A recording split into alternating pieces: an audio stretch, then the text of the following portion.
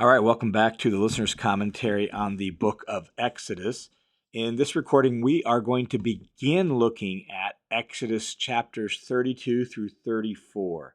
And this is a pivotal moment in the story of Exodus. It is a pivotal moment in the story of Israel and really in the story of the Bible. So, in context, in chapters 25 through 31 of the book of Exodus, God has just given Israel their blueprints for tabernacle and priesthood, all the plans for how God is going to come and live in their midst and dwell among them in this palace tent that we call the tabernacle, and how there's going to be this priesthood that is going to guide the people in their worship of Yahweh and keeping them faithful to it.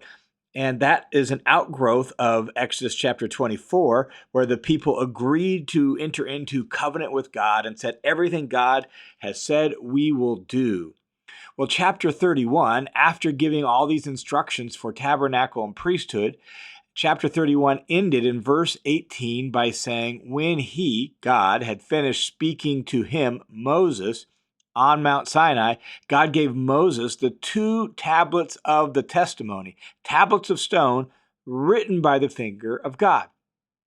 See, Moses has been on Mount Sinai for 40 days, meeting with God, receiving instructions for God's dwelling place among the people, receiving instructions for setting apart the priesthood, all those blueprints for tabernacle and priesthood. They're given to Moses there on the mountain over 40 days, as God's intent is to move in among the people who have just agreed to this covenant relationship with God.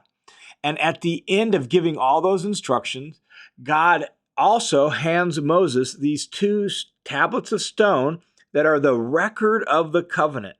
And now Moses is going to head back down the mountain to the people to guide them into building this tabernacle. But during those 40 days, things have gone bad down in the camp. And so chapter 32 picks up in verse 1, basically saying, meanwhile, back at the camp, here's what has been happening. So chapter 32, verse 1 says, now, when the people saw that Moses delayed to come down from the mountain, the people assembled around Aaron and said to him, so Moses has been up on the mountain receiving all this communication from God and all these instructions from God, and he's been up there for 6 weeks. And it's gone on and on and on, and the people, they began to wonder, is Moses even coming back down? And so they go to Aaron and they say to him, come, make for us a God who will go before us. For this Moses, the man who brought us up from the land of Egypt, we don't even know what's happened to him. He's been gone so long, up there in that fire on the top of the mountain. Who knows what has even happened to him? So Aaron, make us a God. And Aaron, in chapter 32, verse 2, said to them, tear off the gold rings which are in the ears of your wives, your sons, and your daughters, and bring them to me. So all the people took off the gold rings which were in their ears and brought them to Aaron. Then he took the gold from their hands and fashioned it with an engraving tool and made it into a cast metal calf, or better, bull. Not a calf, but like a casting, an idol in the shape of a bull. And they said, this is your God, Israel, who brought you up from the land of Egypt. Now, when Aaron saw this, he built an altar in front of it, and Aaron made a proclamation and said, tomorrow shall be a feast to the Lord. So the next day they got up early and offered burnt offerings and brought peace offerings, and the people sat down to eat and drink and got up to engage in lewd behavior. So they make an idol, and they make it like a bull. And makes sense because the Aphis bull, Aphis, the Aphis bull was worshipped as one of the chief gods in Egypt. And so they've been in Egypt for a long time. Makes sense. Let's make a bull like the Aphis bull in honor of Yahweh. But remember, commandment number 2, part of the covenant they just agreed to is no idols, no graven images. But in their mind, well, all the gods of the nations, their gods have statues made in their honor, so why not ours? So in some sense, they think this idol in the shape of a bull is going to represent or be an emblem of Yahweh. And then they have they make sacrifices and they have a big feast in his honor. And it says here in this translation, engage in lewd behavior. It's just not at all clear what that phrase lewd behavior actually means. It could simply mean to celebrate, which would actually fit with what we hear when Moses gets down to the base of the mountain and they're singing and dancing and all of that. So they may just be singing and dancing, not engaging in immoral or lewd behavior, but the idolatry itself is lewd behavior enough. And so they're having a feast. What they're saying is in honor of Yahweh, the Lord, but they're doing it by completely disregarding what he has said in his covenant commands to them about having no graven images. And the Lord, up on the mountain with Moses, well, the Lord knows what's going on, and he's not pleased.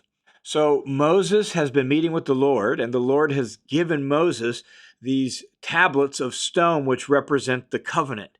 And he knows what's going on in the camp. And so verse 7, the Lord spoke to Moses, go down at once, for your people, whom you brought up out of the land of Egypt, have behaved corruptly. They have quickly turned aside from the way which I commanded them. They have made for themselves a cast metal bull and have worshipped it and have made sacrifice to it and said, this is your God, O Israel, who brought you up from the land of Egypt. Notice how God describes making this idol and the false worship to it. He describes it as behaving corruptly and turning aside. Like God had just made the covenant with them, and now they've turned aside already from that covenant, and they have behaved in a corrupt fashion. And then the Lord said to Moses, I have seen this people, and behold, they're an obstinate people. Notice that phrase, they're an obstinate people. We're going to see this phrase or ones like it multiple times over the rest of this chapter as God describes the heart of Israel. They're obstinate, they're stiff-necked, they're rebellious, they are stubborn, they don't listen. I have seen this people, and they're an obstinate people. So now leave me alone, God says to Moses, that my anger may burn against them and I may destroy them, and I will make of you, Moses, a great nation. And so God is angry at these people. He tells Moses, look, I'm going to wipe them out, and I will make out of you, Moses, a new nation that will be my nation. This is not a temper tantrum on God's part. This is wrath. Wrath is God's justice, repaying people according to what they deserve. And Israel has literally just entered into covenant with God. And at that very moment, they've already turned aside, and God, in his holy justice, is going to give them what they deserve. They are going to be destroyed and wiped out. Well, Moses intervenes in verse 11. Moses pleaded with the Lord, his God, and said, Lord, why does your anger burn against your people whom you have brought out of the land of Egypt? Notice that God had said to Moses, these are your people whom you, Moses, have brought out of Egypt, which is technically true. Moses is one of them. Moses led them out. But Moses in his response says, but ultimately, God, they're your people. And ultimately, you're the one who's brought them out of Egypt. I wouldn't even be doing this if it weren't for you, right? So your people whom you've brought out of the land of Egypt with great power and a mighty hand. And then Moses begins to intervene, and he does so by appealing to two things about God. The first is God's reputation in verse 12.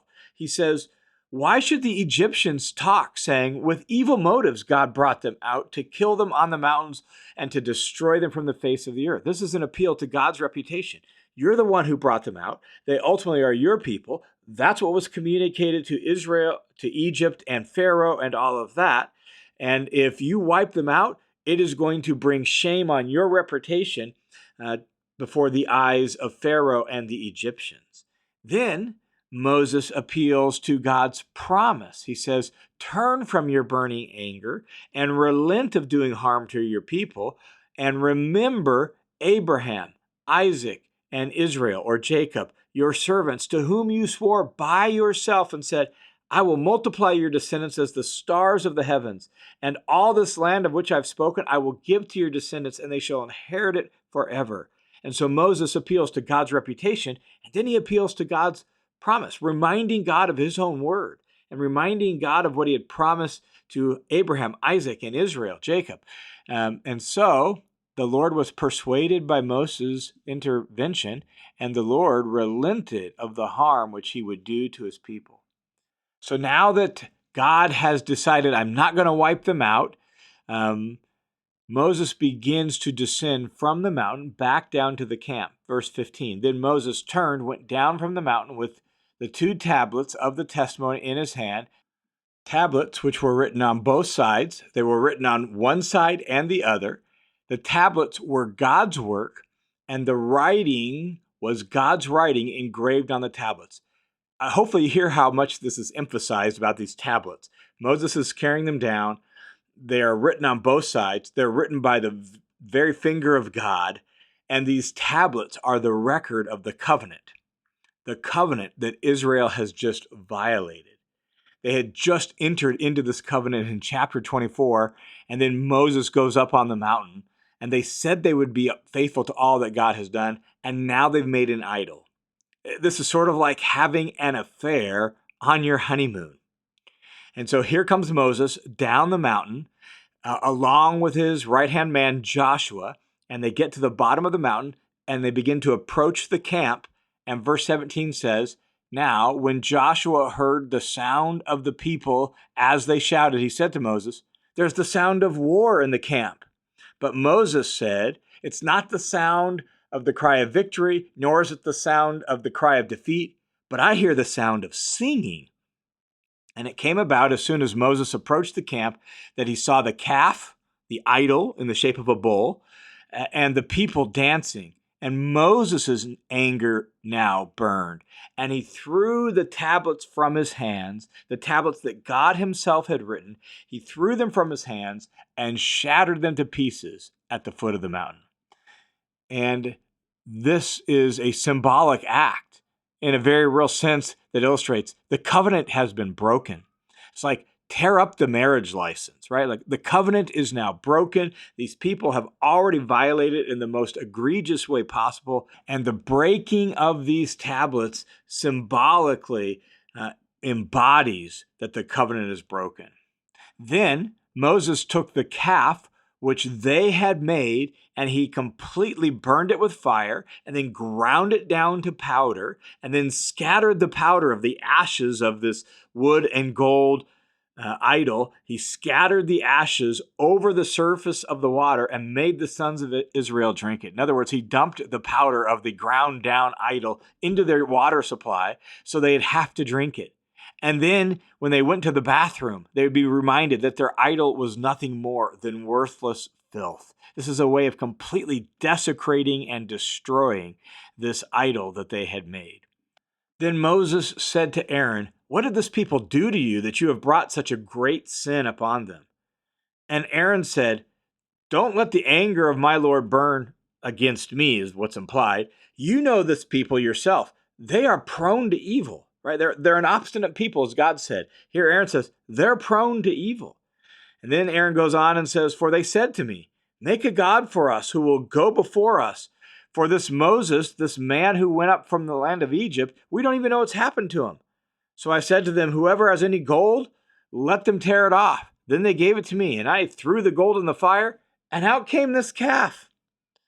Like, really, Aaron? Really? That's going to be how you're going to present this? This calf just somehow magically popped out of the fire?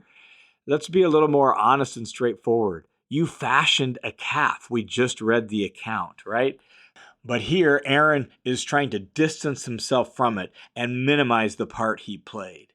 Now, when Moses saw that the people were out of control, for Aaron had let them get out of control to the point of being an object of ridicule among the nations. So in their feasting and their celebrating and their worship, they had just lost their minds and were out of control to the point where it's like, even the nations might look at you and laugh and ridicule. Moses then stood at the gate of the camp and said, whoever is for the Lord, come to me. And all the sons of Levi gathered to Moses, And he said to them, "This is what the Lord, the God of Israel, says.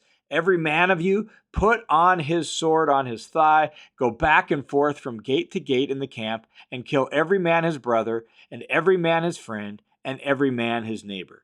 The idea seems to be those who are most involved in this, who are leading this, who are the ones that are at the heart of this sinful issue, go through the camp and strike them down, kill them.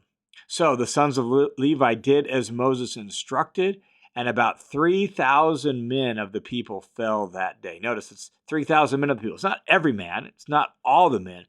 They targeted the men who seems to be the instigators and the real leaders of this whole thing. And about 3,000 men of the people fell that day.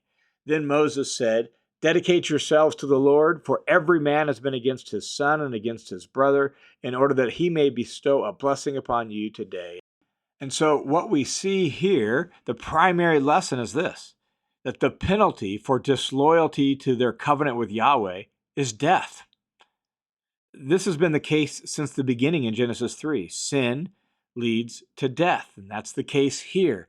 Their sin led to death. This will be the case in various stipulations of the law written in the covenant. That covenant violation like this merits the death penalty. And that's exactly what happens in this moment.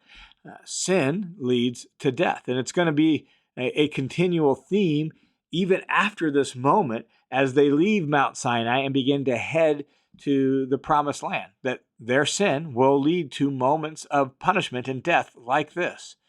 Why? Because death is the penalty for sin, and death is the penalty for disloyalty to Yahweh. Now, on the next day, verse 30, Moses said to the people, "You yourselves have committed a great sin. So now I'm going up to the Lord, back upon the mountain, and perhaps I can make atonement for your sin."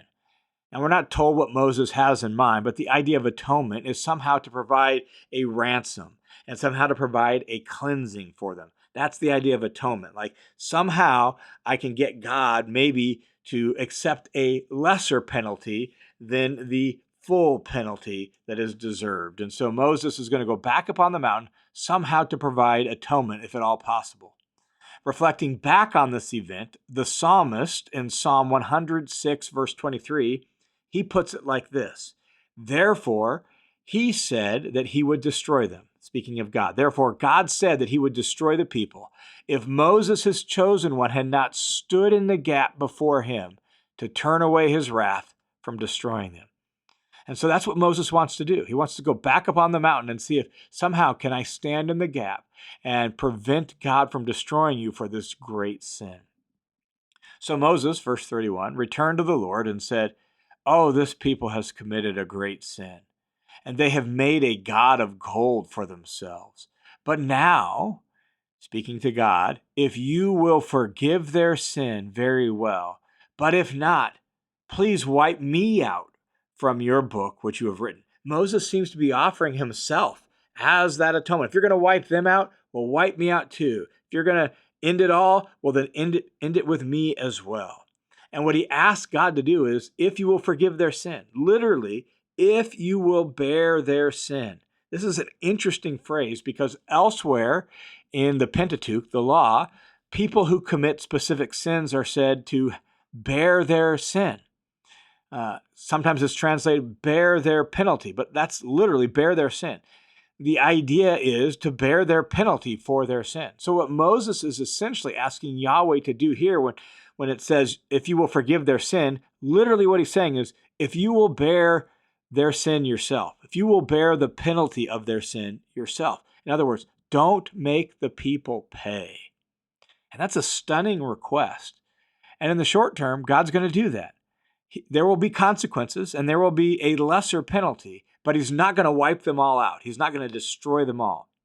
And in the long run, in the great story of the Bible, God ultimately will choose to bear not only their sins, but our sins as well. He does it on the cross when God himself in the person of Jesus bears our sins. 1 Peter chapter 2, verse 24 says, he himself, speaking of Jesus, bore our sins in his body on the cross.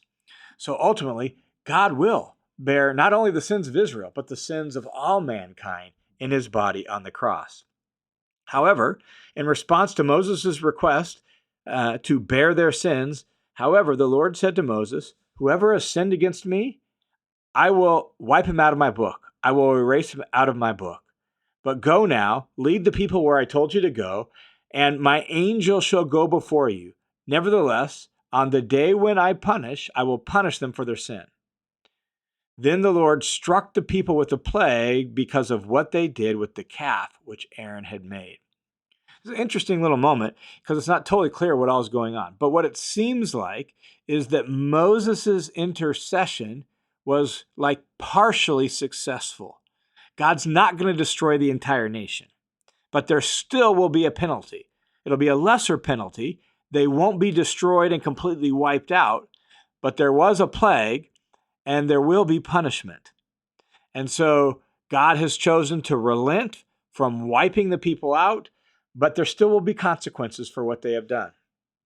Now we turn the page to chapter 33, verse 1, and the Lord spoke again to Moses and said, "Depart from here, go up from here, you and the people whom you have brought up from the land of Egypt, to the land which I swore to Abraham, Isaac, and Jacob, saying, to your descendants I will give it." So time to move out, head to the promised land, and I will send an angel ahead of you, and I will drive out the Canaanite, the Amorite, the Hittite, the Perizzite, the Hivite, and the Jebusite. I will drive them out of the land you're going to. Currently, that's the people groups that live in that land. I'll send an angel, and I will drive out the people, and you can go up to a land flowing with milk and honey, but I will not go up in your midst, because you are an obstinate people, and I might destroy you on the way. So God relents. He's not going to wipe the people out. There's still going to be some consequences and punishment and a plague that's going to punish the people who have sinned. And then the other component of the results of this is God's not going to go up with them. He will send his messenger, his angel, to go ahead of them. He will drive the people out of the promised land so they can settle down there. But he himself will not come to dwell in their midst in the tabernacle. That's what it means for him not to go up with them in their midst. He's not going to be right in the middle of the camp in his own tent. He's not going to do that. That is over, he says, because of what they have done. And that is such devastating words. I will not go up in your midst. Why? Because you're an obstinate people and I might destroy you on the way. God's holiness is not necessarily safe. His holy presence right in the middle of their camp could be lethal for such an obstinate, faithless people. And God knows that. So he decides he's not going to go with them in the middle of their camp as a safeguard for them. And when the people, verse 4, heard this sad word from the Lord, they went into mourning. None of them put on his jewelry, which was totally appropriate since it was their jewelry that had been formed into this idol. So they're not going to put on any jewelry. And the Lord had told them not to do that. For the Lord had said to Moses, say to the sons of Israel, you're an obstinate people. If I were to go up in your midst for just one moment, I would destroy you. So take off your jewelry that I may know what I shall do to you. So the sons of Israel stripped themselves of their jewelry from Mount Horeb onwards. From Mount Sinai onwards, no more jewelry among the people of Israel. And that's totally appropriate since it was their jewelry that was used to make the idol. Now, we'll pause here and finish the rest of this story in our next recording. But before we leave, just a brief reflection on this first part of these tragic events at the foot of Mount Sinai. No sooner did the people agree to the covenant than they broke the covenant. And notice as we went through it, all those phrases about them being prone to evil, being stubborn, being obstinate. Again, Psalm 106 reflects back on this event. And here's what it says. It says, they made a calf in Horeb and worshiped a cast metal image. So they exchanged their glory for the image of an ox that eats grass. They forgot God, their Savior. How tragic is this moment? In fact, Christopher Wright describes this as the fall of Israel. Much like the fall of man in Genesis 3, this event in some ways echoes that fall of humankind, and it's the fall of Israel. That Israel themselves are infected with the same problem as all humanity. And here, moments after making their covenant with Yahweh, they fall. As the Apostle Paul puts it in the book of Romans, this commandment that had come to them, this commandment that was supposed to give them life, actually resulted in death. And it did so, Paul says in Romans chapter 7, not because the commandment and the covenant were bad. No, the commandment was holy and righteous and good, Paul says. No, the commandment that was supposed to result in life resulted in death, not because the commandment was bad, but because Israel was bad. Israel was infected with the same cancer as all humanity. They were infected with apostasy and idolatry, the same disease that has affected every single human since the Garden of Eden and Adam and Eve. And God's covenant and God's good law, his instruction and covenant to them, wasn't going to change that. And we see that immediately right here in this moment. And that's a key part of the story. That God's law, as good as it was, and as helpful and wise as it was, God's law couldn't change sinful hearts. For that, a deeper solution would be needed. And that deeper solution comes with the coming of Jesus himself and the pouring out of the Spirit. So even here, in the first story of the giving of the law, we already see that the law itself is not going to be the solution for the human problem. For that, we need a Messiah. And that Messiah is Jesus. All right, thanks for tuning into this session of the Listener's Commentary on the Old Testament. The Listener's Commentary is a listener-supported, crowd-funded Bible teaching ministry that's only possible because of the generosity of dozens and dozens of people just like you. So thanks a ton for your support. And if you want to join the team of supporters, you can do so by going to listenerscommentary.com, clicking the Give button. It'll redirect you to a page at World Family Mission, my page, where you can put in a dollar amount. If you want to make it a monthly recurring donation, you click a little box that says Make This Monthly, and all those funds will come this way so that this ministry can continue to grow and help more and more people learn and live the Bible. Thanks a ton for your support.